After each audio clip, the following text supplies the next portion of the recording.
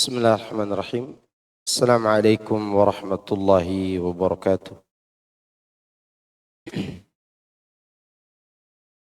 Innal hamdalillah nahmaduhu wa nasta'inuhu wa nastaghfiruh wa na'udzu billahi min shururi anfusina wa sayyiati a'malina.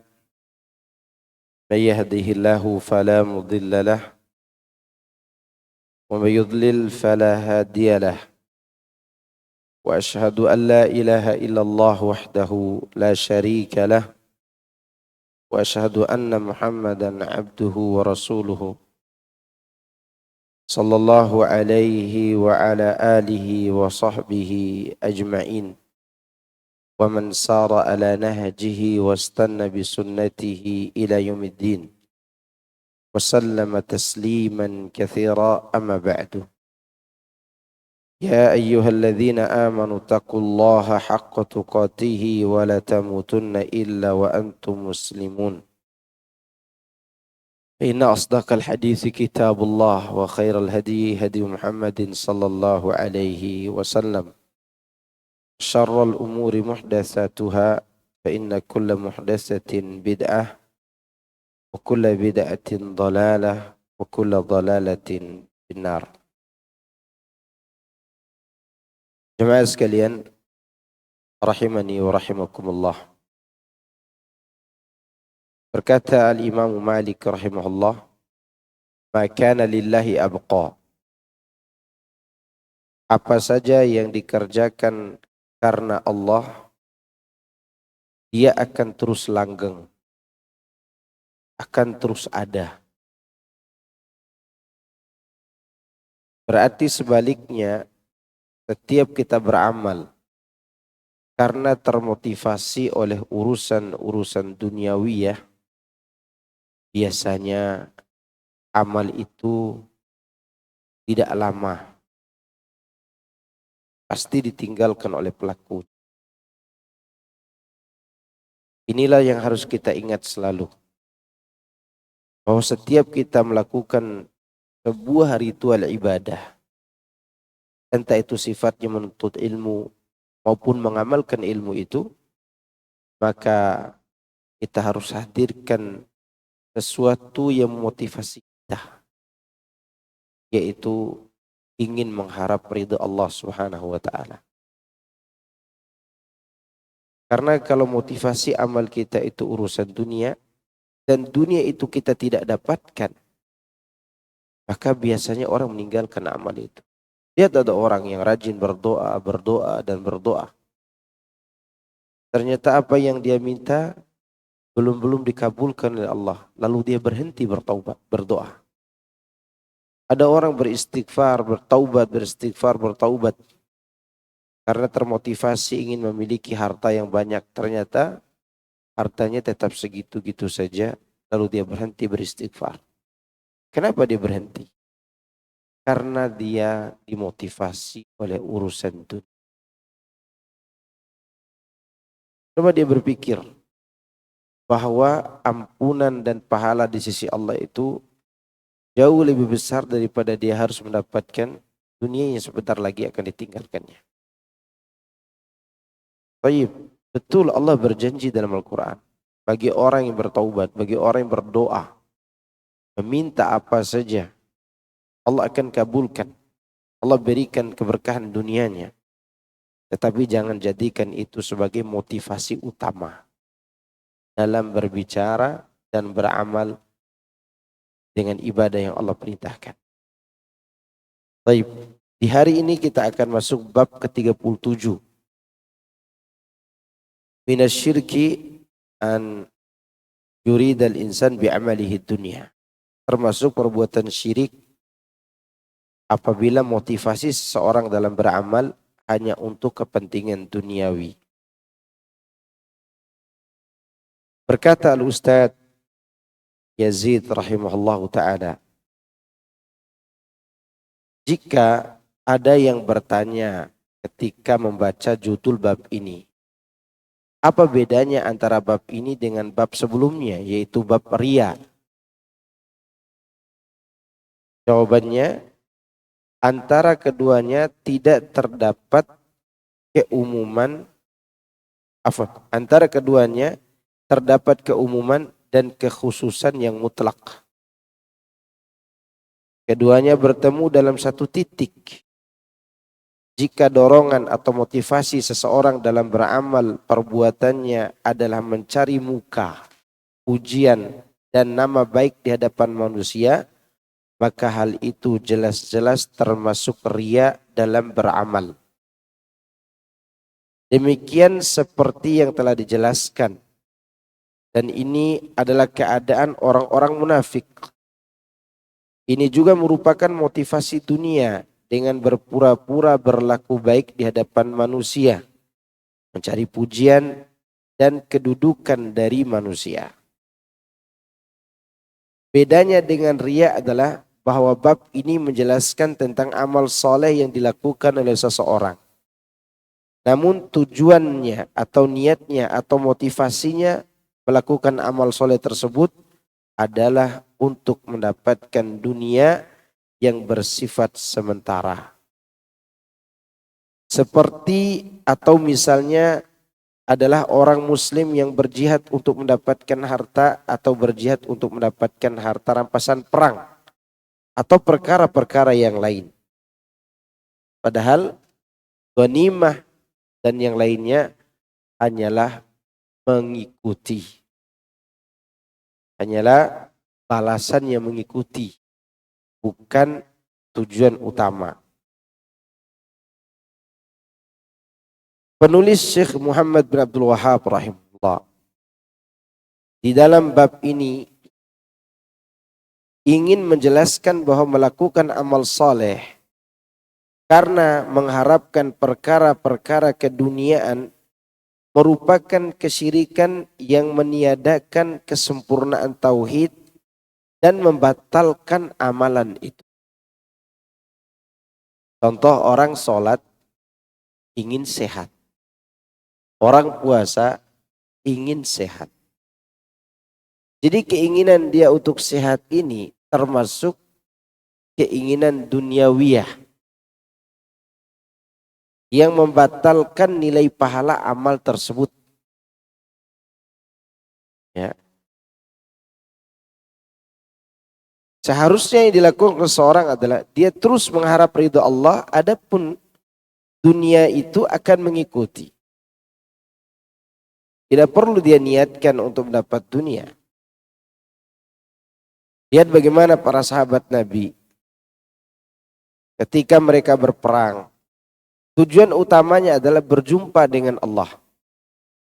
Merealisasikan rasa rindu kepada Allah. Bukan cari muka di hadapan manusia.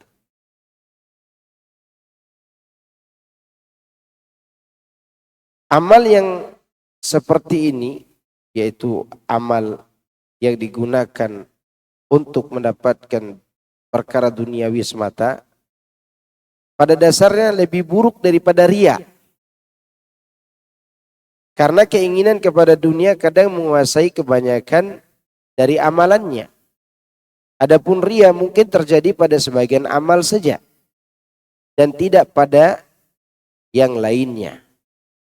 Riya tidak selalu ada pada seluruh amal. Namun yang jelas seorang mukmin wajib tetap waspada dari perbuatan riya itu. Jadi beramal untuk meraih urusan dunia ini lebih berbahaya daripada riya. Karena riya itu muncul ketika kita berhadapan dengan perhatian orang.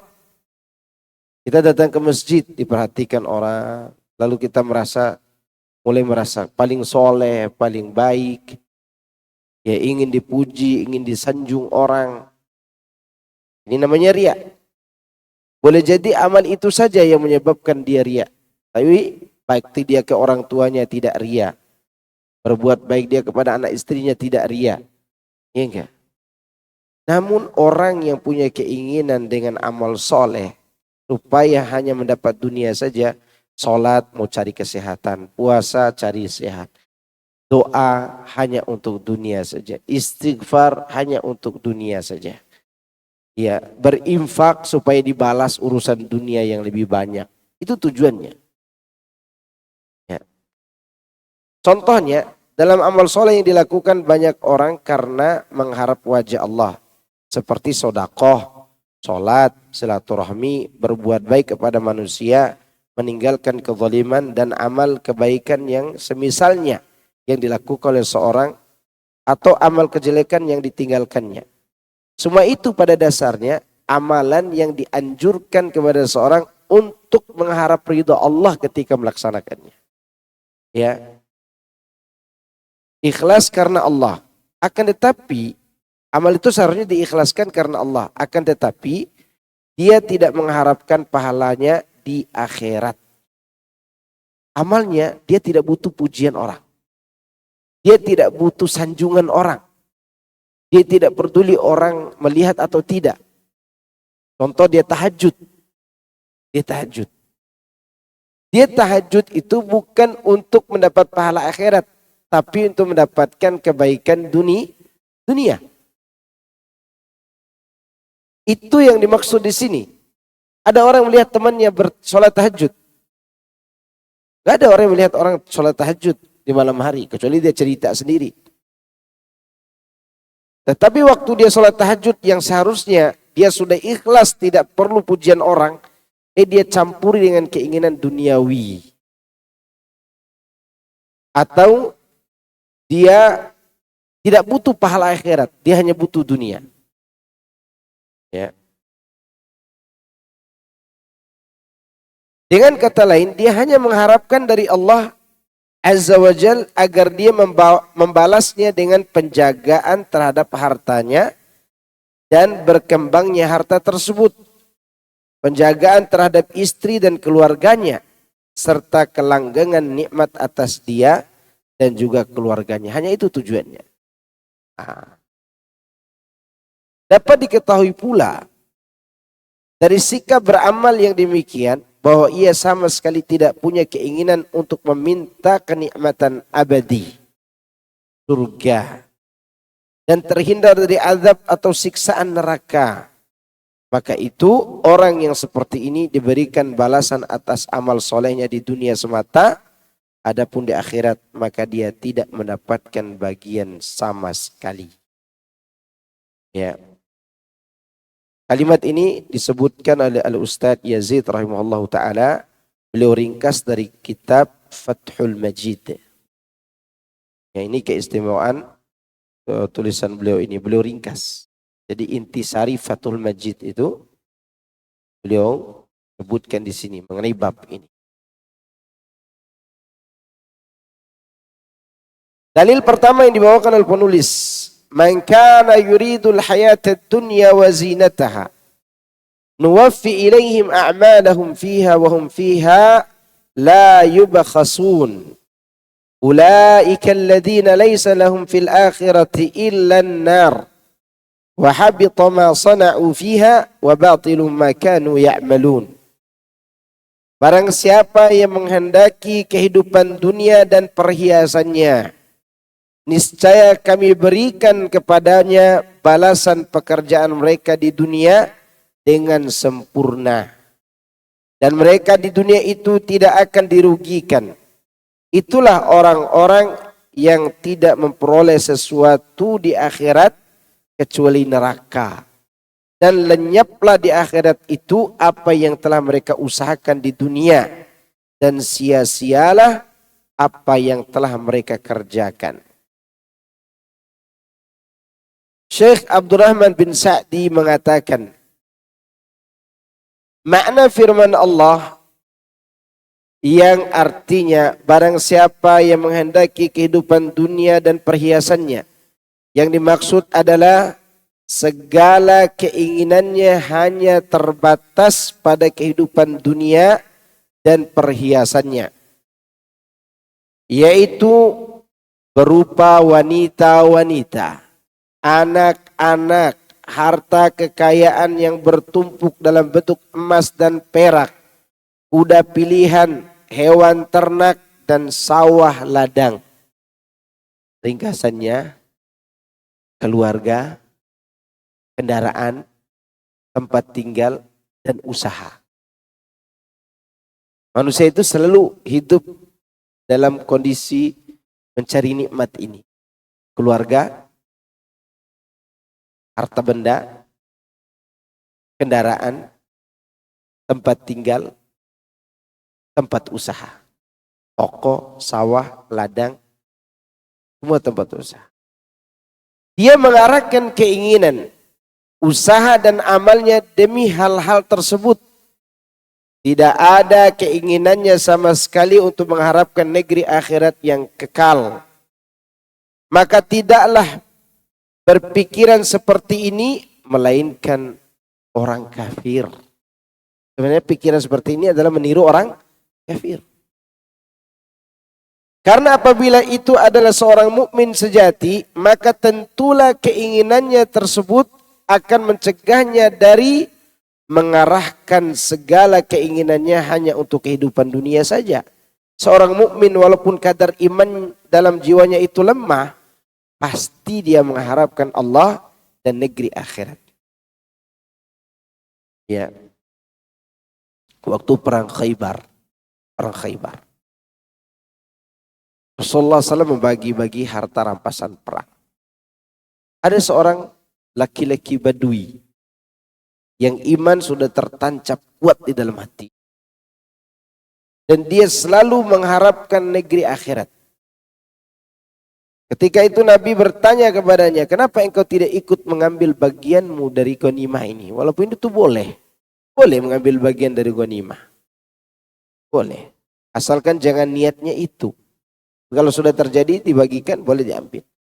Badui ini mengatakan, bukan ini yang kuharapkan. Saya tidak punya keinginan untuk mendapatkan ghanimah ini. Saya ingin leher ini tertancap oleh panah. Sehingga aku bertemu dengan Allah di surga. Itu dia inginkan. Dia ingin lehernya itu kena panah musuh. Berlubang leher ini. Kata dia begitu.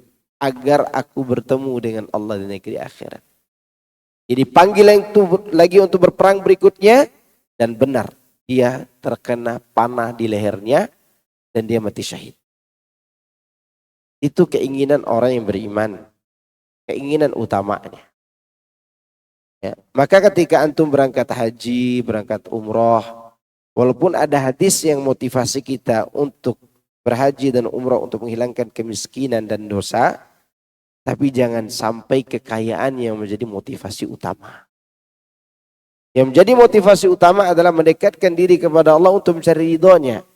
Agar kita setelah mati memiliki rumah yang luas di bawah tanah daripada rumah kita yang di atas tanah. Untuk apa luasnya bangunan dan tanah yang kita miliki di atas bumi ini yang kemudian hari di bawah tanah tempat kita sempit. Maka oleh karenanya Allah Subhanahu wa taala meskipun dia memotivasi kita dengan urusan dunia dalam beramal, tapi dia juga mengingatkan kita jangan sampai itu yang menjadi tujuan utama. Itu ini maksud. Ya. Karena kalau seorang beramal dengan tujuan utamanya adalah hal tersebut, maka ini mirip-mirip dengan keinginan siapa? Orang kafir.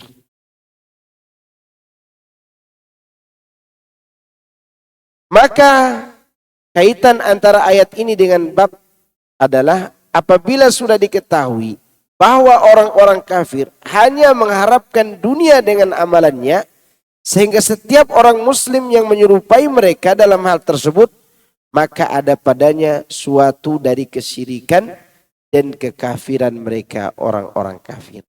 Ini yang ini kaitannya dengan bab ini. Kan judul bab ini adalah termasuk kesyirikan apabila motivasi seseorang dalam beramal hanya urusan dunia. Demikianlah yang dilakukan oleh orang kafir. Motivasi mereka dalam beramal adalah karena urusan dunia. Lihat bagaimana pemain bola menginfakkan hartanya, tapi tidak masuk Islam. Tujuannya apa? Agar Allah melipat gandakan hartanya di dunia. Tapi mereka tidak dapat di akhirat. Kita orang Islam jangan seperti itu. Ingat, setiap kita beramal baik, setiap kita beramal soleh, yang kita harapkan negeri akhirat dengan amal itu, dunia akan ikut. Nah perlu kita niatkan. Seberapa banyak ikutnya? Sesuai dengan kebutuhan yang Allah tahu kebutuhan kita masing-masing. Atau bahkan Allah berikan lebih. Agar kita bisa berbagi kepada sesama. Demikian seterusnya. Faedah. Syirik membatalkan amalan. Itu poin pertama. Syirik membatalkan amalan. Seorang yang hanya mengharapkan kehidupan dunia serta perhiasannya dengan amalannya, maka hal tersebut bisa membatalkan amalannya. Faedah yang kedua, Allah Subhanahu wa taala terkadang membalas kebaikan-kebaikan orang kafir dan pencari dunia di dunia ini. Akan tetapi di akhirat kelak tidak tersisa satu kebaikan pun untuk dibalas. Ya kan? Ada orang kafir berinfak, Allah balas infaknya, tapi di dunia, tidak di akhirat. Allah hanya membalasnya di mana? Di dunia.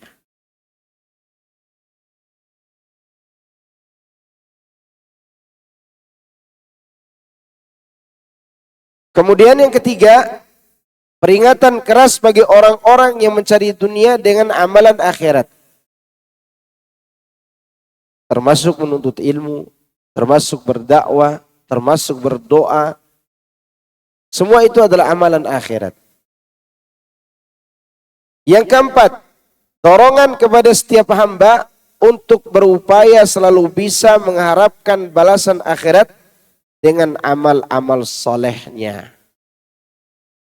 Ya, oleh karena itu, orang yang mencontohi Nabi dalam setiap amal, yaitu amal yang dia harapkan berjumpa dengan Allah dan negeri akhirat yang baik. Lihat Allah katakan, laqad kana lakum fi Rasulillahi uswatun hasanah liman kana yarjullaha wal yawmal akhir wa dzakarallaha katsira.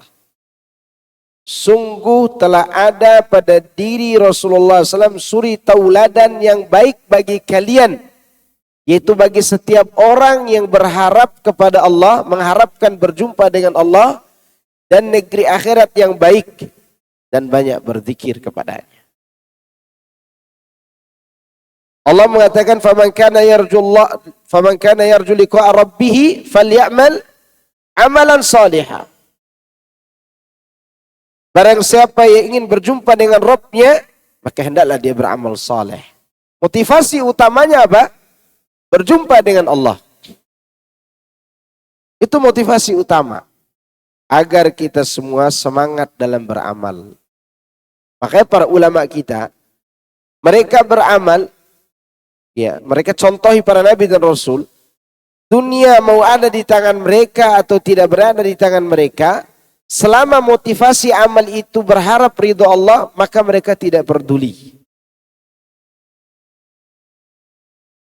Lihat bagaimana para sahabat dari kalangan Ansor yang sudah lama masuk Islam ketika perang Hunain. Setelah Fatu Mekah terjadi perang Hunain. Dibagilah harta rampasan perang. Rasulullah memberikan harta yang banyak kepada tokoh-tokoh yang dari Mekah karena mereka baru masuk Islam. Sedangkan dari Madinah diberikan sedikit. Orang-orang Ansor mulai berbicara di belakang. Mereka cemburu melihat pembagian yang tidak setara itu.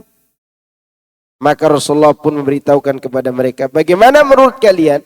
Mereka pulang bawa harta dan kalian pulang bawa aku. Maka para sahabat semua menangis. Merasa bahagia dan merasa bersalah telah memunculkan dhon-dhon yang jelek. Maka mereka bahagia pulang bawa Rasulullah kemana? Ke kota Madinah. Karena mereka membawa manusia yang akan menarik tangan mereka kemana? Ke surga. Itulah motivasi yang buat mereka hidup dalam keabadian. Hidup dalam ibadah sampai akhir hayat. Tidak seperti kita hari ini. Ngaji, ngaji, dan ngaji. Begitu sudah ngaji, dia mulai melirik perdagangan sahabatnya.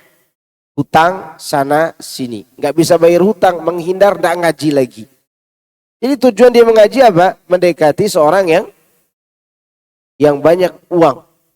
Mendekati seorang yang punya usaha yang maju.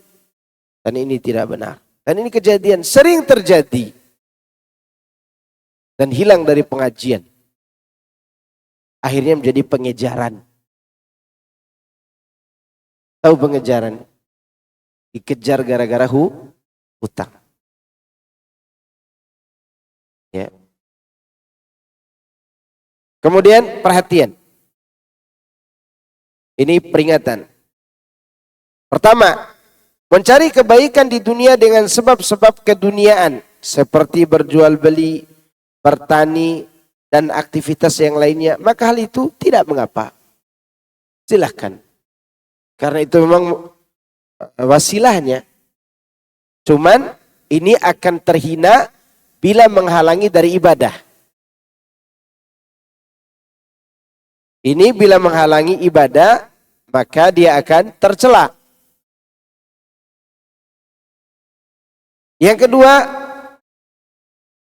ayat di atas yang menunjukkan bahwa setiap yang mencari dunia pasti mendapatkannya. Dikhususkan oleh Allah, man kana yuridul ajila ta'ajjalna lahu fiha ma nasha liman nurid.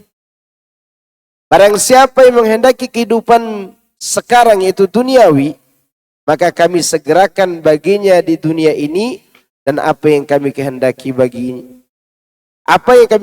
bagi orang yang kami kehendaki.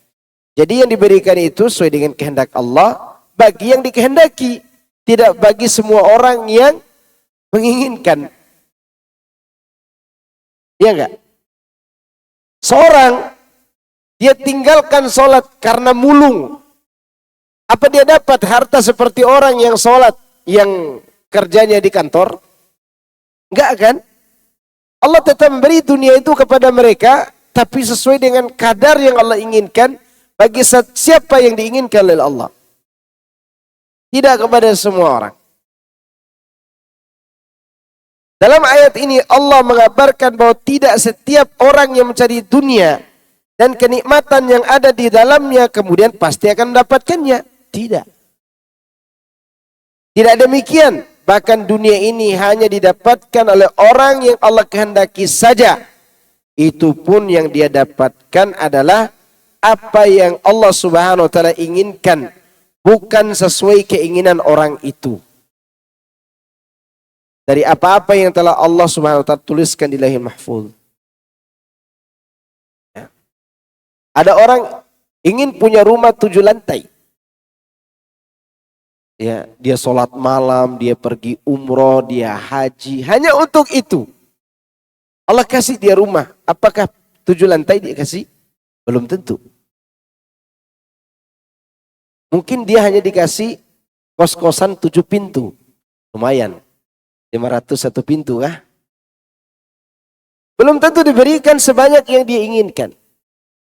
Tapi Allah berikan sesuai dengan apa yang Allah kehendaki. Namun itu menghalangi dia dari kehidupan akhirat yang kekal abadi di surga. Kalau cuma itu keinginannya. Inilah peringatan itu. Baik.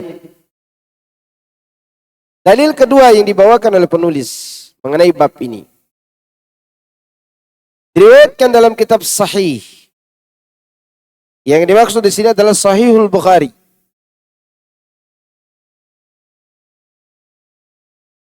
Dari Abu Hurairah radhiyallahu anhu dia berkata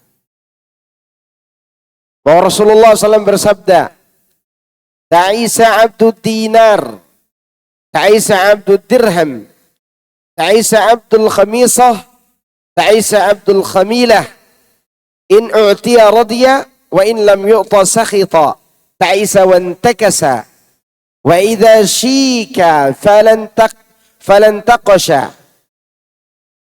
Tuba li'abdin akhadha bi'inani farasihi fi sabilillah ash'atha ra'suhu mughbarratin qadamahu in kana fil hirasati kana fil hirasa wa in kana fis saqati kana fis saqah wa in ista'dzana lam yu'dzan lahu wa in syafa'a lam yusyaffa'. Celakalah hamba dinar, celakalah hamba dirham, celakalah hamba khamisah, dan celakalah hamba khamilah. Khamisah dan khamilah adalah pakaian terbuat dari wol atau sutra, diberi sulaman atau garis-garis motif yang menarik dan indah. Itu yang dimaksud dengan khamisah dan khamilah. Jika ia diberi, maka dia senang. Tetapi jika tidak diberi, maka dia murka dan marah. Celakalah ia dan tersungkurlah. Jika terkena duri, semoga ia tidak dapat mencabutnya. Ini doa Nabi SAW untuk orang seperti ini. Berbahagialah seorang hamba yang memacu kudanya berjihad di jalan Allah dengan kusut rambutnya dan berlumuran debu kedua kakinya. Bila dia berada di pos penjagaan, dia tetap setia berada di pos penjagaan itu. Dan bila ditugaskan di garis belakang, ia pun akan tetap setia berada di garis belakang. Apabila ia meminta permisi untuk menemui raja atau penguasa, maka tidak diperkenankan. Dan apabila bertindak sebagai perantara, tidak diterima perantaraannya. Orang ini tidak dilihat orang, tapi dia mengharapkan negeri akhirat.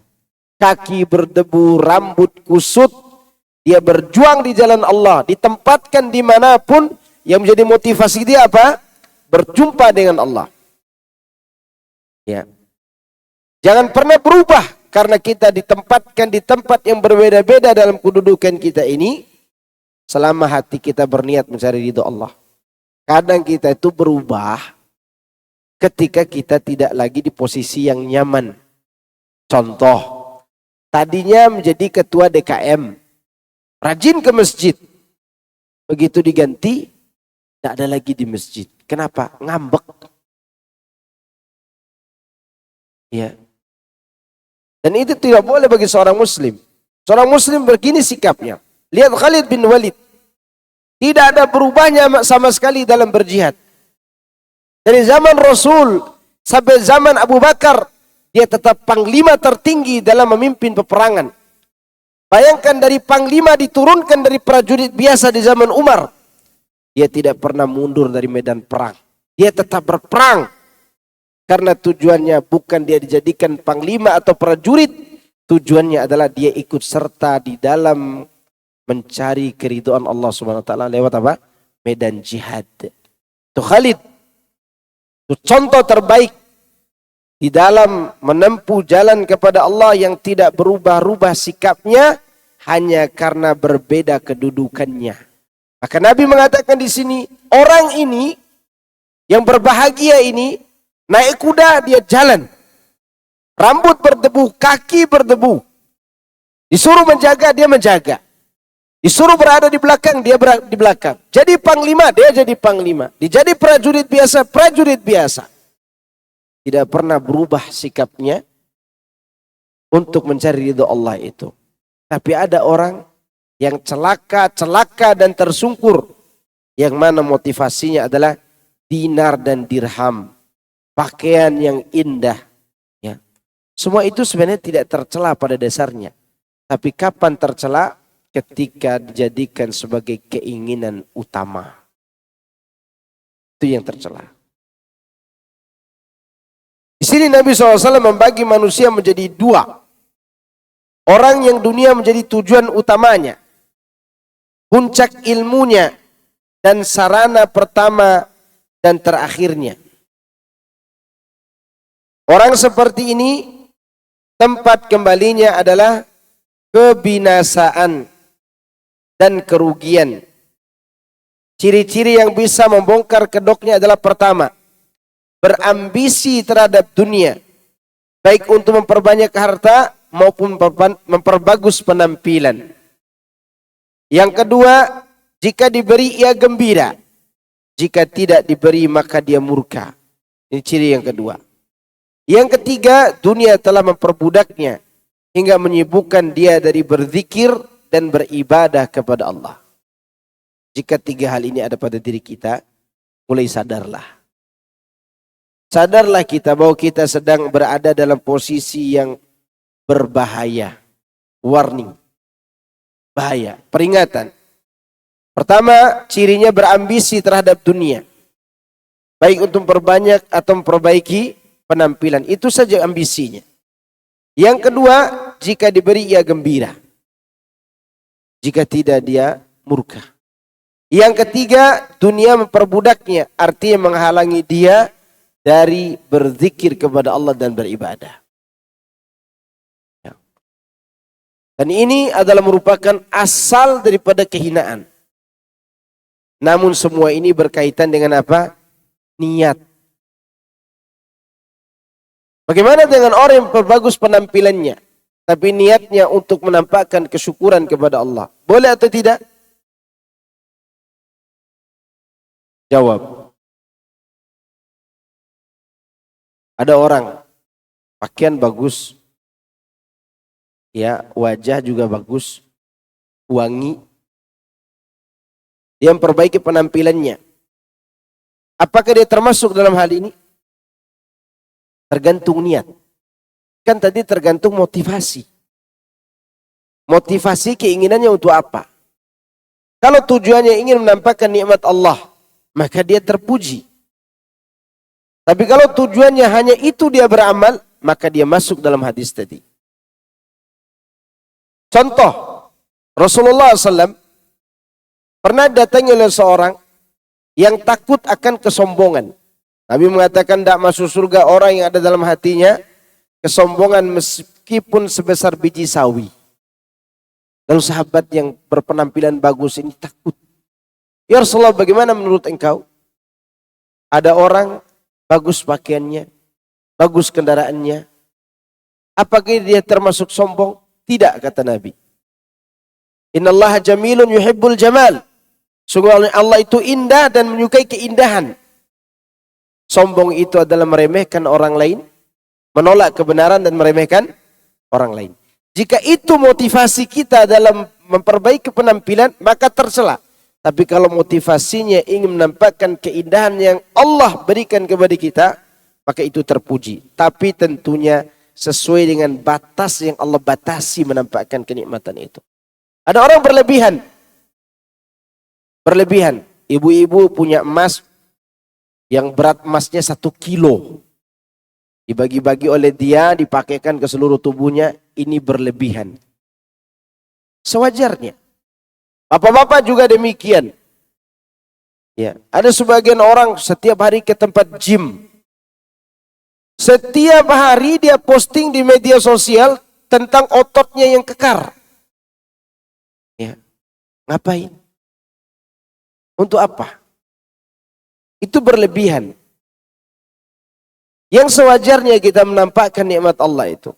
Maka ada seorang sahabat, Abul Ahwas Al-Jusani namanya.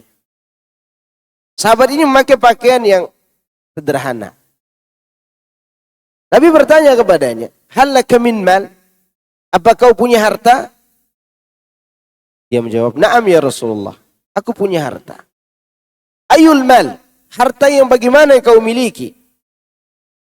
Kata sahabat ini, minal naqah wasyat. Aku memiliki onta dan kambing. Nabi mengatakan, innallaha yuhibbu an yara athara ni'matihi alaika.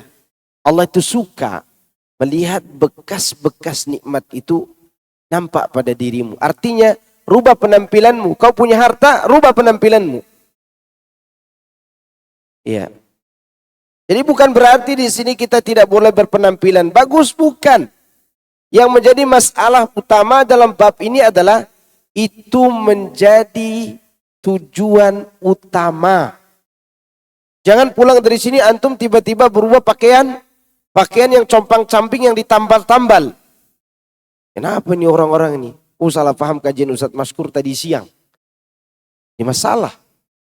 Ya, maka di sini harus dijelaskan dulu. Iri berambisi terhadap dunia baik untuk memperbanyak harta maupun memperbagus penampilan itu dijadikan tujuan utama. Tapi kalau seorang perbanyak harta dengan urusan dunia yang dia miliki, usaha dia, dagang dia, dia perbanyak harta dengan tujuan agar anak istrinya sepeninggalan dia tidak minta-minta, berarti dia menolong keluarganya dari perbuatan meminta-minta. Berpahalakah dia? Berpahala. Nanti antum baca dalam kitab Riyadhus Shalihin, di kitab Bahjatun Nadhirin, di bab niat dan juga bab keikhlasan itu. Ada seorang sahabat di sakit yang begitu parah, dia hanya punya anak perempuan satu, dia meminta kepada Nabi agar semua hartanya diinfakkan di jalan Allah. Nabi menolak. Bagaimana kalau 2/3? Nabi menolak. Bagaimana kalau setengah? Nabi menolak. 1/3, kata Nabi, itu sudah banyak.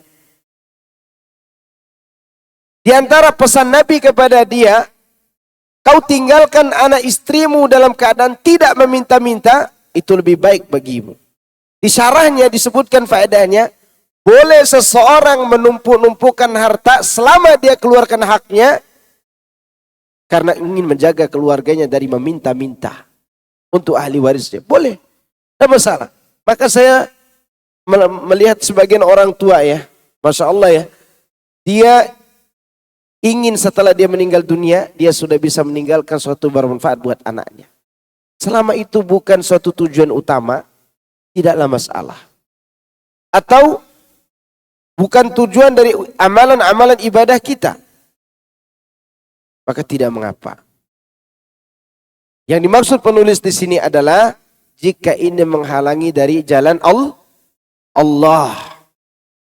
Ada orang petantang petenteng aja di cermin. Pak, sudah sholat? Nah, belum rapi. Ya, sisir lagi, wangi lagi. Pak, udah dekat waktu asar, baru dia sholat. Ini yang terlarang. Ya. Adapun ciri yang kedua dan ketiga, ini adalah merupakan ciri yang mutlak. Ciri mutlak bagi orang-orang yang berambisi kepada dunia. Di mana kalau diberi, dia senang. Begitu Allah tahan sedikit rezekinya, murka dia. Ini tidak boleh. Dunia yang ketiganya, diperbudak dunia. Ini ciri yang betul-betul nampak. Kemudian, syarah kedua dari hadis ini. Kelompok yang kedua yang dibagi oleh Nabi, kan pertama tadi orang yang jadikan dunia tujuan utamanya. Cirinya ada 3 tadi. Yang kedua, orang yang tujuan utamanya kehidupan akhirat. Dia berusaha mencapainya dengan usaha yang terberat. Apa usaha terberat di sini? Jihad. Di antara cirinya adalah tujuan amalannya taat kepada Allah dan Rasulnya. Maka ketika kita beramal, bagaimana kita bisa memposisikan diri sebagai hamba Allah dan pengikut Rasul. Itu poin pertama. Ya. Yang kedua, tidak terlalu peduli dengan penampilan luar. Selama dia tidak punya apa-apa kecuali apa yang dipakainya, dia pakai itu. Tidak memaksakan diri. Beda dengan orang zaman sekarang. Gaya hidupnya lebih tinggi daripada isi perutnya. Apalagi isi amalnya. Ini kredit, itu kredit. Yang penting kelihatan hedon. Ya kan? Dia berkumpul dengan teman-temannya waktu arisan, mobil bagus. Begitu pulang tidur begini terus. Udah dekat waktunya setoran bayar mobil, tidak ada uang. Tersiksa. Ya. Maka orang yang memiliki tujuan akhirat, selama dia tidak mampu untuk mewujudkan penampilan yang bagus, dia tidak peduli dengan penampilan luar. Ya. Yang ketiga, melaksanakan tugas agama dengan sebaik-baiknya. Yang keempat, tidak mencari kedudukan dan popularitas sehingga terlihat hina di hadapan manusia. Yang kelima, menjauhi orang-orang yang berpangkat dan berkedudukan hingga tidak dikenal khalayak ramai. Saat minta izin, tidak diizinkan. Saat memberi rekomendasi, tidak diterima. Ya, akan tetapi orang seperti ini tempat kembalinya adalah surga. Dan itulah balasan terbaik baginya. Jadi ciri dalam hadis ini, ahli akhirat itu dia tidak peduli. Entah itu dia tidak diperdulikan penampilannya, tidak diperdulikan orang karena kedudukan sosialnya yang begitu rendah di mata orang, gak peduli. Yang penting tujuannya kemana? Di akhirat. Dan inilah yang terjadi pada diri Uwais Al-Qarni. Inilah yang terjadi pada Abu Muslim Al-Khawlani. Inilah yang terjadi pada sahabat-sahabat Nabi Sallallahu Alaihi Wasallam. Ya, hari ini kita kepengen terlihat hebat karena terlalu banyak berfoto dengan orang hebat, ya enggak? Ketemu siapa gitu foto, jebret Facebook, jebret ini, supaya apa? Terlihat hebat. Dan lebih mengerikan lagi adalah berfoto pose dengan ustadz, tapi amalan ustadznya tidak diikuti, ya enggak? Dan ini sering terjadi. Seorang muslim yang baik, tujuan amal taatnya hanya taat kepada Allah dan Rasulnya. Faedah. Yang pertama, manusia yang tujuan hidupnya untuk dinar, dirham, dan lainnya, maka ia dikatakan sebagai abdu dinar wa dirham. Hamba uang. Dan ini adalah perbuatan syirik. Tidak disebut sebagai hamba Allah, tapi hamba uang. Yang kedua, celaan terhadap sifat rakus terhadap dunia. Ibnu Qayyim menyebutkan, di antara sebab seorang itu ria, atau di antara sebab orang itu tidak beramal karena Allah, karena terlalu rakus kepada dunia. Dan sebaliknya, di antara sebab orang itu ikhlas, dia membunuh sikap rakusnya itu. Dia hilangkan, dia memerangi sikap apa? Rakusnya.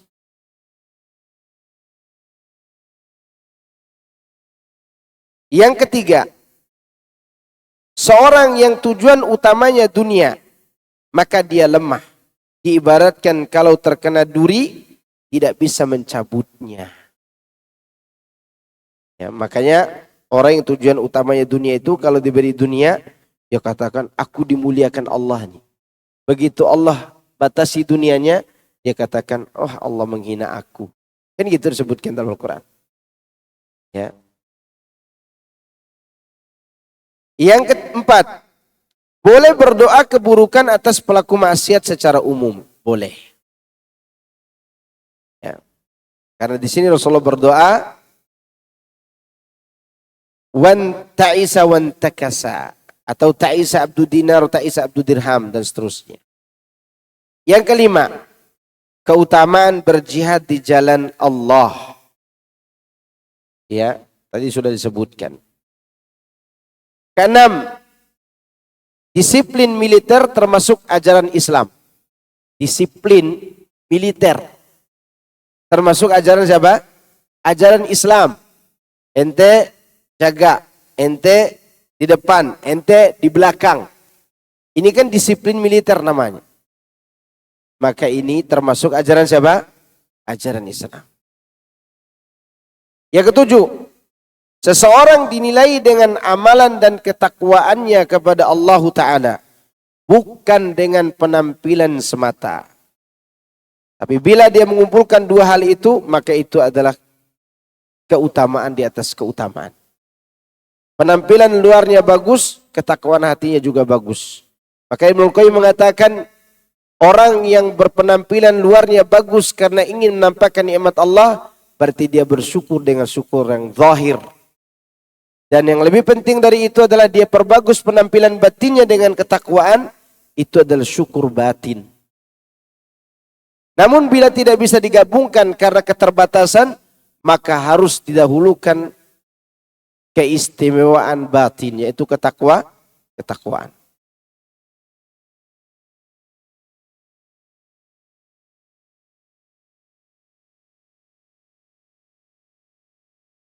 Kemudian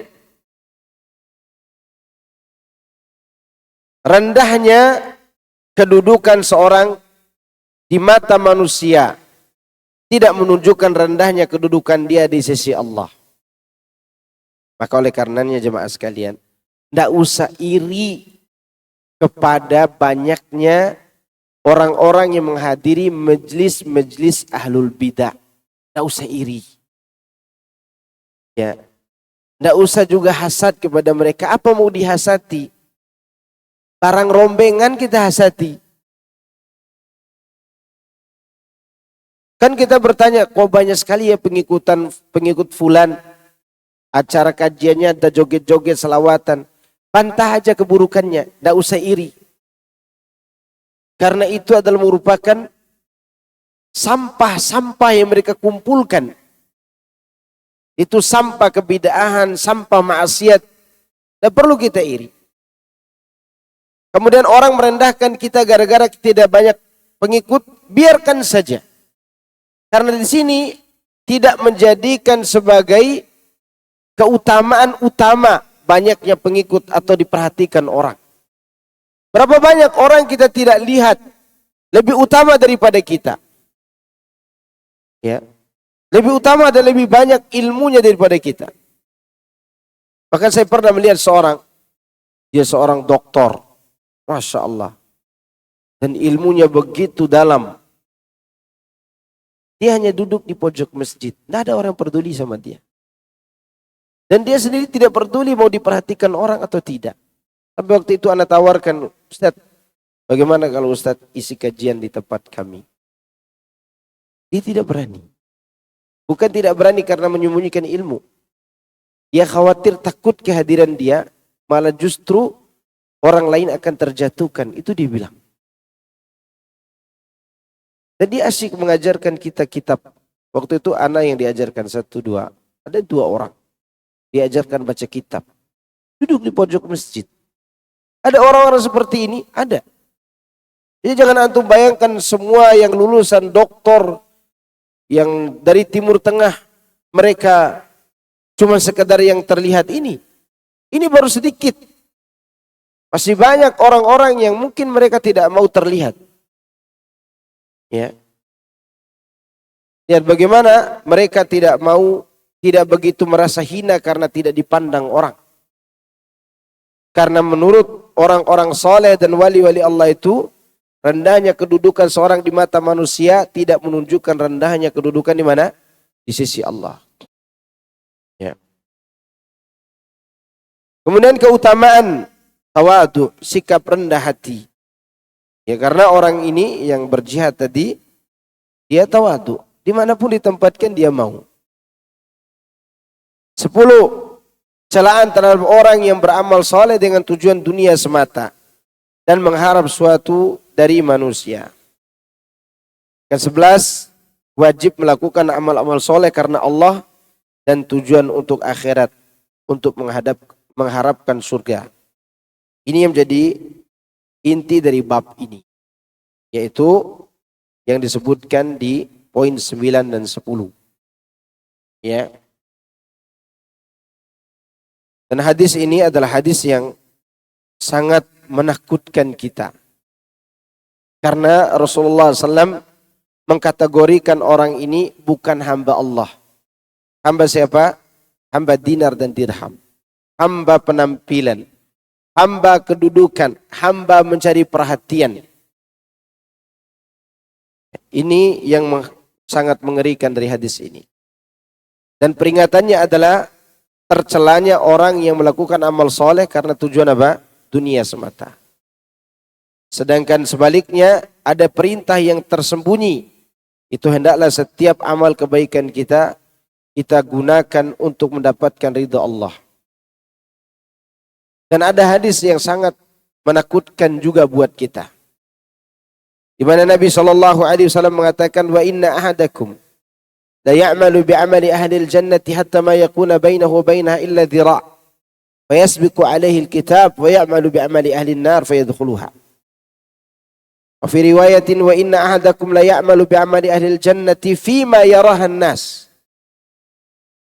Kata Nabi alaihi salatu wassalam, sesungguhnya salah seorang di antara kamu benar-benar mengamalkan amalan penduduk surga sampai antara dia dengan surga tidak ada jarak kecuali tinggal sehasta. Tiba-tiba catatan amalnya mendahului dia. Di akhir hayatnya dia melakukan amalan penduduk neraka. Lalu dia masuk neraka dengan amalan itu. Dalam riwayat yang lain hadis ini dijelaskan kenapa dia bisa melakukan hal itu di akhir hayatnya. Ada penjelasan Nabi sendiri. Fima yarahan nas. Dia beramal dengan amalan penduduk surga menurut penglihatan manusia. Makna kedua, karena ingin dilihat manusia. Ada motivasi lain. Maka disinilah Imam Malik mengatakan, maka nalillahi abqa. Kalau begitu, yang akan tetap langgeng adalah amal yang kita lakukan karena mengharap ridho Allah Subhanahu wa ta'ala. Ya, baik amal maupun meninggalkan dosa. Ada orang, dia meninggalkan dosa di hadapan istri dan anaknya. Tapi begitu tidak terlihat, dia lakukan dosa itu. Waliyadzubillah. Berarti dia meninggalkan dosa tadi karena siapa? Karena takut manusia. Bila dia meninggalkan dosa karena takut kepada Allah, maka dia akan diberikan pahala. Bukan sekedar pahala yang biasa. Bahkan nanti ditempatkan bersama, sebagian pahalanya dibersamai dengan pahala orang yang masuk surga tanpa hisab, tanpa adab. Di antara balasan yang didapatkan oleh orang yang masuk surga tanpa hisab, tanpa adab, diberikan bidadari dari hurun ain. Sedangkan orang yang meninggalkan dosa karena takut kepada Allah juga diberikan bidadari yang sama. Maka ada seorang laki-laki nanti di hari kiamat dipanggil di antara surga Firdaus dan Jannatu Aden. Di sana dia diberikan kesempatan untuk memilih istri dari hurun ain. Karena apa? Karena dia tinggalkan zina. Dan zina itu adalah senikmat-nikmat dosa di dunia. Zina itu nikmat. Dosa dunia. Nikmat dunia yang bersifat dosa adalah zina. Ya. Maka seorang itu lebih senang duduk dengan selingkuhannya daripada duduk dengan siapa? Pasangannya. Tetapi dia tinggalkan kenikmatan ini. Maka dia disuruh memilih bidadari dari hurun ain. Dan itu bidadari yang Allah siapkan untuk siapa? Untuk orang yang masuk surga tanpa hisab dan tanpa adab. Ya. Baik. Kandungan bab ini. Kandungannya. Motivasi seseorang dalam beramal semestinya untuk akhirat. Tapi justru untuk kepentingan dunia. Termasuk kesyirikan dan kesia-siaan tidak diterima oleh Allah Subhanahu wa ta'ala. Yang kedua, tafsir surat Hud. Tadi surat Hud itu apa tadi? Man kana yuridul hayatad dunya wa zinataha. Ya, nuwaffi ilaihim a'malahum. Kalau tafsirannya adalah sebutkan oleh Abdurrahman bin Nasir Sa'di, yaitu segala keinginan hanya terbatas pada kehidupan dunia dan perhiasannya. Perhatikan, hanya terbatas di situ saja. Dan kita sudah bahas dalam surat An-Najm. Wa'arid amman tawalla an dzikrina. Ya. Dan berpalinglah dari orang yang berpaling dari jalan kebenaran. Dia di surat An-Najm. Saya lupa lanjutan.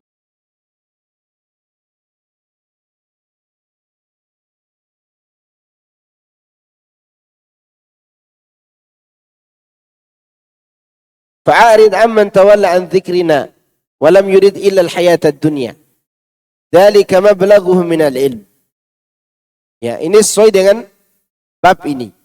Kata Allah, berpalinglah kamu dari orang yang berpaling dari peringatan kami dan dia hanya menginginkan kehidupan dunia. Kalimatnya hanya, tidak ada akhirat yang dia inginkan. Itu yang tercela. Dia batasi itu. Dan itulah puncak daripada pengetahuan dia. Ilmunya hanya apa? Dunia. Kemudian yang ketiga, Muslim disebut hamba dinar, dirham, pakaian bagus, bila dia menjadikannya sebagai tujuan hidup. Yang keempat, tafsiran hal tersebut, yaitu jika diberi ia senang, namun jika tidak diberi dia pun marah. Maka jika dunia motivasi utamanya, apapun amal kebaikan pasti terputus. Mau pernikahan, mau amal ibadah, lihat bagaimana yang ngantri di depan PA, pengadilan agama, yaitu ibu-ibu yang sudah tidak mendapat lagi nafkah seperti biasa dari suaminya karena suaminya lagi ngedrop ekonominya. Karena motivasi utamanya adalah masalah itu. Ya, kalau dia bersabar sedikit, dia berdoa kepada Allah, memberi kesempatan untuk suami mereka, maka akan terpulihkan keadaan. Tidak ada dalam cerita para sahabat dan sahabiah meninggalkan begitu saja setelah mereka menikah. Kecuali bila suaminya berbuat zalim. Atau betul-betul tidak ada rasa di antara mereka, itu baru mereka meminta diri untuk diceraikan. Tapi biasanya kehidupan pernikahan yang sebatas itu, dia diambang kerusakan. Kalau tujuannya hanya untuk apa? Urusan itu saja. Bukan berarti tidak boleh, silakan. Tapi jangan sampai tujuan utama. Kemudian tafsiran hal tersebut yaitu jika diberi ia senang. Tadi sudah disebut. Yang kelima, Rasulullah SAW mendoakan orang seperti ini dengan doa ta'isa, celaka. Karena fi'il madhi bisa bermakna doa, bisa bermakna kabar. Perhatikan. Ta'isa abdu dinar wa ta'isa abdu dirham. Ini kalau diterjemahkan semoga celaka.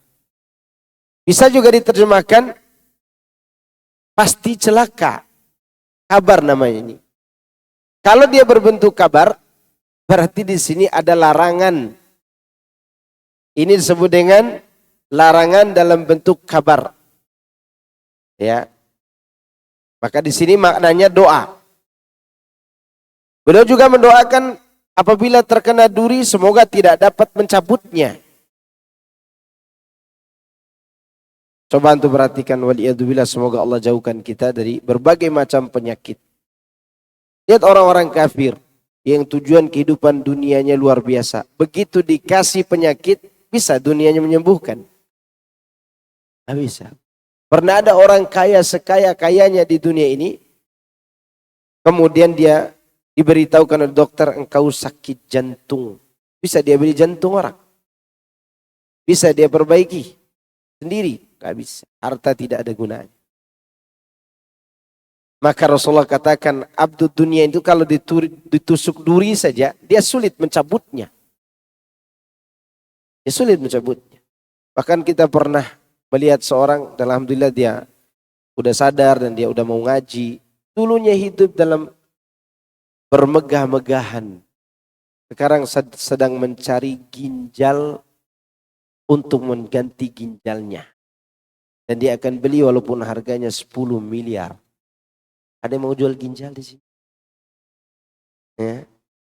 Antum semua punya ginjal yang harganya 20 miliar lebih. Tidak ada yang bisa menolong kecuali Allah Subhanahu wa ta'ala. Maka jangan jadikan dunia tujuan utama kita. Sebentar lagi kita akan mati. Antum, saya ini akan mati. Sebentar lagi kita hanya tinggal sejarah dan tidak dipanggil nama, tapi dipanggil jenazah. Ketika orang mensolatkan kita, kita disebut apa? Solat jenazah. Ya, bukan solat doktor. Ya.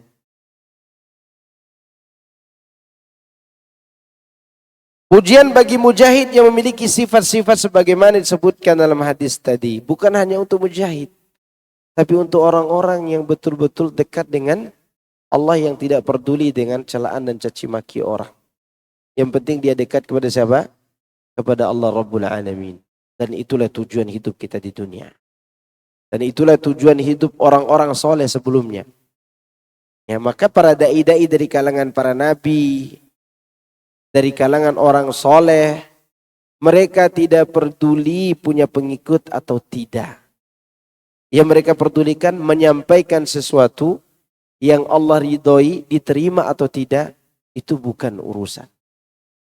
Bahkan ada seorang ulama, dia mengajarkan muridnya, satu orang, dan dia ulama besar. Lalu muridnya mulai bosan. Karena yang ngaji cuma dia aja. Dan ditanya, apakah Anda tidak bosan mengajarkan saya wahai guru? Kata syekhnya, sekiranya kau pergi nih. Kau tidak mau belajar lagi sama saya. Lalu datang orang, sepotong orang, bukan satu orang. Sepotong manusia yang tidak sempurna. Dia duduk di sini, saya akan ajarkan juga seperti yang saya ajarkan kepadamu. Iya.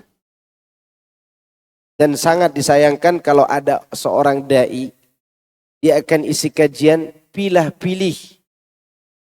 Ya, sangat disayangkan. Karena Allah menyuruh kita dalam Al-Quran itu, abasa wa tawalla. Apa faedah ayat ini?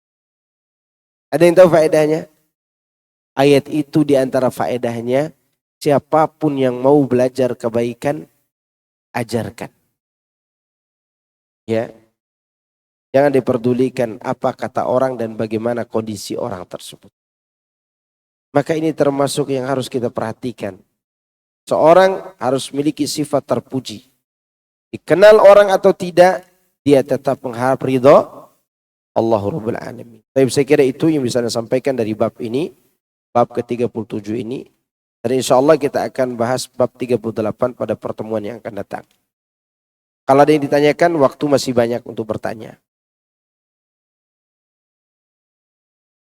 Nanti insya Allah akan kita bahas tentang siapa mentaati ulama dan umara dalam mengharamkan dan menghalalkan. Insya Allah nanti. Mau tanya. Tafadhal.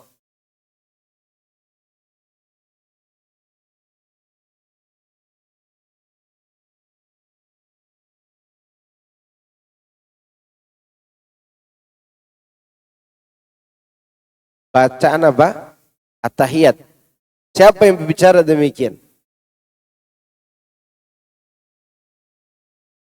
Iya, kalau ketika Rasulullah SAW hidup, beliau mengucapkan at-tahiyat, itu berbicara dengan Allah. Kita pun demikian, berinteraksi dengan Allah. Coba antum lihat, at-tahiyatu lillahi wassalawatu wattayyibat. Kemudian di situ dibaca assalamu alayka. Ada yang berpendapat assalamu ala nabi wa rahmatullahi wabarakatuh. Assalamu alayna wa ala ibadillahi as-salihin. Ashhadu an la ilaha illallah wa ashhadu anna Muhammadan abduhu rasuluh. Coba, Allahumma salli ala Muhammad. Kita lagi berbicara dengan Allah Azza wa Jalla. Iya. Tapi kalau dia katakan kita mengucapkan itu, ya, dan sebenarnya Rasulullah yang sedang berbincang, dari mana? Setiap orang mengucapkan itu berarti dia sedang berinteraksi dengan Allah. Berinteraksi dengan Allah dalam apa? Dalam sholatnya. Setiap ucapan kita itu ada ucapan-ucapan yang dijawab oleh Allah. Contoh, Alhamdulillahi Rabbil Alamin. Itu kan ada jawabannya. Hambaku memujiku. Ar-Rahmanir Rahim. Hambaku menyanjungku. Maliki Yaumiddin. Hambaku mengagungkan aku. Iyyaka na'budu wa iyyaka nasta'in. Inilah antara hakku dan hambaku. Ihdinas siratal mustaqim. Siratal ladzina an'amta alaihim ghairil maghdubi alaihim waladdallin. Bagi hambaku apa yang dimintanya. Inilah baginya. Dan itu pembicaraan. Begitu kita baca ayat La yukallifullahu nafsan illa wus'aha laha ma kasabat wa 'alaiha maktasabat. Rabbana la tu'akhidna in nasina aw akhtana. Apa jawaban Allah? Na'am, qad fa'altu. Sampai akhir ayat. Dan kita yang berinteraksi, berbicara kepada Allah dan Allah pun menjawab. Baik, ada lagi? Betul.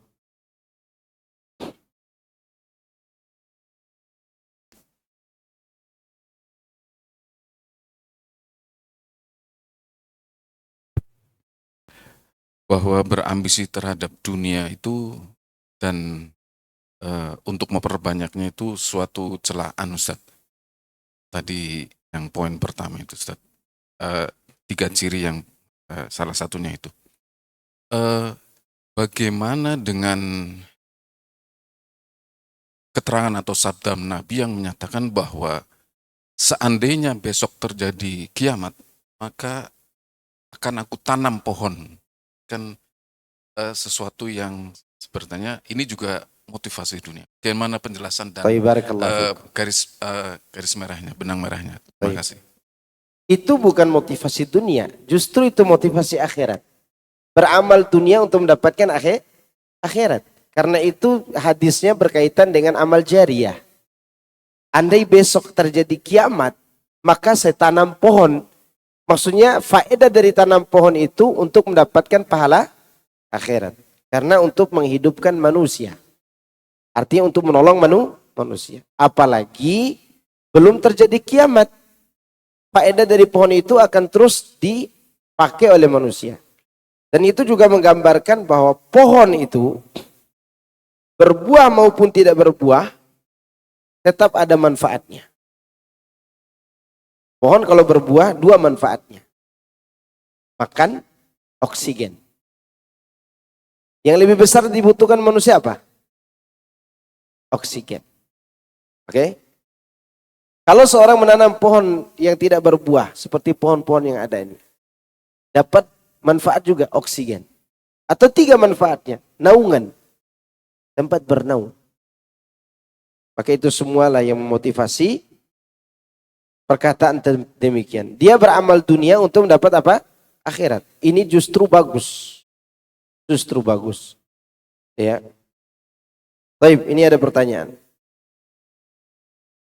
Assalamualaikum Ustaz. Waalaikumsalam warahmatullahi wabarakatuh. Bolehkah kita menghadiri undangan dalam acara 4 bulanan syukuran orang hamil? Tidak boleh. Karena ini termasuk perbuatan bid'ah. Ya. Assalamualaikum Ustaz. Apakah Ustaz bisa menjelaskan mengenai ayat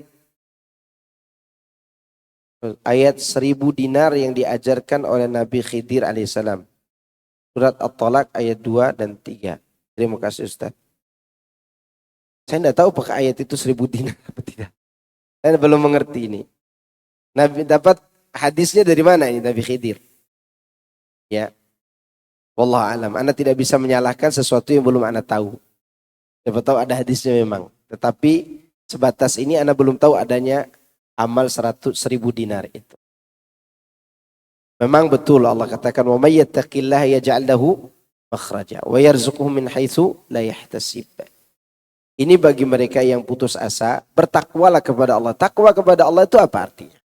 Mengharap negeri akhirat. Dunianya ikut. Apa dunianya? Kemudahan dalam menghadapi problem kehidupan. Itu dunianya ikut. Dan bertawakal kepada Allah itu adalah amalan akhirat. Niat kita untuk mendapatkan ridha Allah. Tapi Allah Subhanahu wa taala justru akan berikan kecukupan hidup. Tapi dijadikan sebagai apa? Sebagai hadis 1000 dinar, saya tidak tahu. Ada lagi? Fadhal. Masalah fikih Ustaz. Bagaimana hukum memberi makanan berupa coklat yang dalam kemasan yang disinyalir itu terkandung bahan yang haram dan ini diberikan kepada orang kafir. Apakah boleh atau sebaiknya bagaimana Ustaz? haram ini, yang mengandung bahan yang haram. Meskipun itu coklat, Ustaz, coklat dalam kemasan. Ustaz. Kalau dikonsumsi, diberikan kepada orang kafir, kalau dikonsumsi atau oleh hewan atau diberikan kepada orang muslim, apakah juga boleh? Ustaz? Tapi diberikan, bukan untuk dikonsumsi. Baik. Mohon penjelasan. Kalau kita tahu bahwa di dalamnya ada yang haram dan haramnya mendominasi atau haramnya 50-50 atau haramnya itu diperhitungkan, zat haramnya itu misalnya ada rasanya, masih tercium baunya atau punya pengaruh, maka tidak boleh diberikan kepada siapapun. Ya. Misalnya dia mengandung narkoba misalnya, diberi kepada hewan, mabok hewan entum, dia ketagihan minta narkoba terus. Ya kan? Apalagi diberi pada orang. Tapi kalau yang haram itu jumlahnya tidak memberi pengaruh, apalagi rasa dan bau, maka masuk dalam bab tabi'u tabi'. Hukum yang sedikit mengikuti hukum yang banyak. Tabi'u tabi', hukum yang sedikit mengikuti hukum yang banyak. Contoh, kita contoh ke buah. Anggap makan dut itu ulat. Haram. Tapi kita makan jambu, ada ulatnya. Ikut ulatnya. Ulatnya haram atau tidak saat itu? Ikut karena ikut jambu, tidak haram dia. Karena jambunya lebih banyak daripada ulatnya. Dan kita tidak tahu ulatnya bentuknya bagaimana. Oke, contoh lain. Bakar jerami di sawah, boleh enggak? Membunuh kodok? Enggak boleh. Sekarang kita ingin membakar jerami agar tanah itu subur. Tapi di bawah jerami ada kodok 1, 2, 3 ekor. Di saat kita bakar jerami haram atau tidak? Tidak, karena kodoknya ikut yang banyak. Tujuan kita bukan bunuh kodok, tapi membakar jerami. Maka seperti contoh lain lagi, membeli anak kambing dalam perut induknya boleh enggak? Enggak boleh. Tapi kalau kita beli induk kambing kebetulan dia hamil, boleh enggak? Boleh, bahkan anaknya milik kita. Anak kambing itu. Kita tidak beli anaknya, tapi beli induknya. Induk kambing kita sembelih, mati. Ternyata bayinya juga mati. Apakah anak bayi kambing yang mati itu halal dimakan? Halal karena mengikuti sembelihan ibunya. Paham di sini? Demikian juga coklat tadi. Bila hanya dikabarkan di situ ada enzim apa gitu kan, ada ini ada itu dan tidak punya pengaruh sama sekali, tidak ada rasa, tidak ada bau, tidak ada apa gitu, maka masuk dalam tabi'u tabi'. Tapi kalau dia berpengaruh kepada siapapun, tidak boleh kita kasih. Tetangga saya kafir, anjingnya mengonggong terus, ya makanan nih, kita ada racun nih dikasih. Ya mati kan anjing orang, apalagi dikasih orang. Tidak boleh, mudaratkan orang tidak boleh, walaupun dia kafir. Tidak boleh. Kalau memang dia punya pengaruh. Kalau tidak ada pengaruh ya tidak masalah. Kalau tidak ada pengaruh, tidak ada masalah. Maksud pengaruh di sini, pengaruh dia yang mendominasi, bukan hanya zatnya yang banyak. Misalnya tidak ada dia, tidak akan terjadi begini dan begitu. Nah itu, pengaruh namanya itu. Cukup? Nah, masih ada satu lagi nih.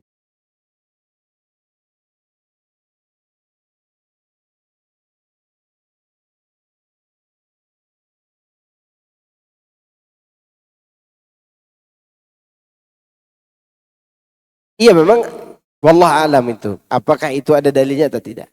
Ya. Yang jelas Rasulullah menerima syariat apa? Salat. Menerima syariat salat. Barakallahu fikum. Cukup ya? Subhanakallahumma wa bihamdika asyhadu an la ilaha illa anta astaghfiruka wa atubu ilaik. Wassalamualaikum warahmatullahi wabarakatuh.